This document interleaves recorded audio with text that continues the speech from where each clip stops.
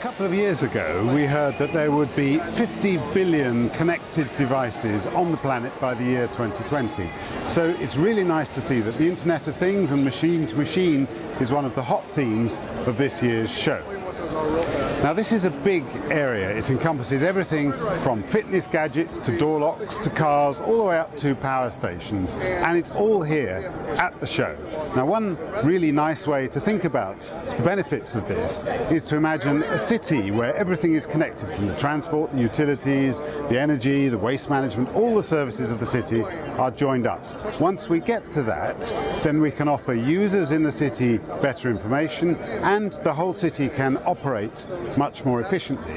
To illustrate this, the GSMA has created this connected city demo area, and let's take a look at some of the highlights here, plus a few other interesting connected device items. So here we have two examples of connected bicycles. First one from Peugeot is focused on diabetes. Sensors on the cyclist's body send data to an app on their smartphone, which allows for 24/7 tracking of the state of their diabetes. That's available both to the user of the smartphone and can also be uploaded to healthcare providers so that they can keep an eye on it too. The second one over here is an Aston Martin bike, and this is focusing very much on fitness and optimizing training performance.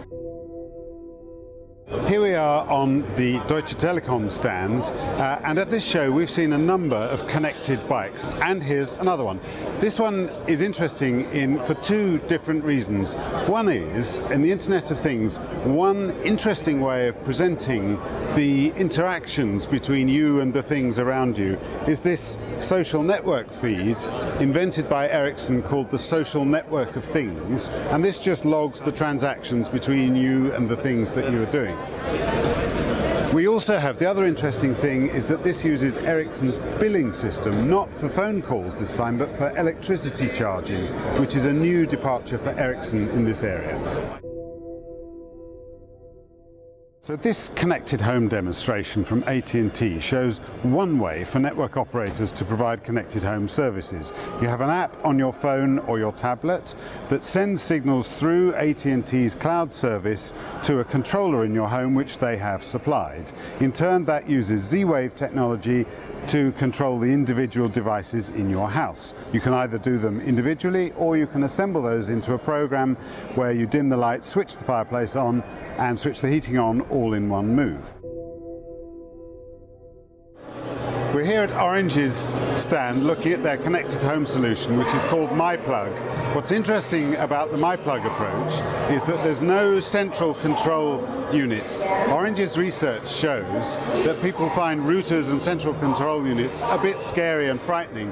They prefer to have really simple devices, and it starts with this plug unit here called MyPlug, and you can control that from an app on your tablet or your smartphone, and you can expand the range of devices to include the smoke detector, a flood warning unit, and other general switching of units.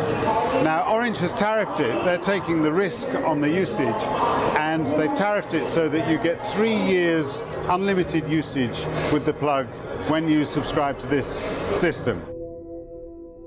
We're here on the Qualcomm stand looking again at AllJoyn. Now, interactive games are one of the key uses of AllJoyn, but actually the bigger ambition for AllJoyn is in the control and use of things around the home.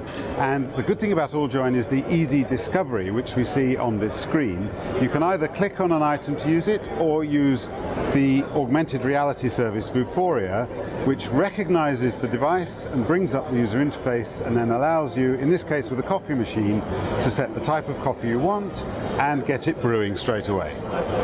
Qualcomm sees this, the AllJoyn mechanism, as a system which can be generalized across the whole of the Internet of Things in future. Now, a smart city is a really neat way of illustrating how joined up our lives could become. But that's a long project and will take many years to realize the full benefits that we might enjoy from that. Meanwhile, though, there's an awful lot of effort going into connecting up the various areas and getting those going. And that's a big opportunity. Many billions of dollars are available. While there are still lots of challenges in doing that, it's really nice to see the pace and the energy going into those areas picking up so much at Mobile World Congress 2013.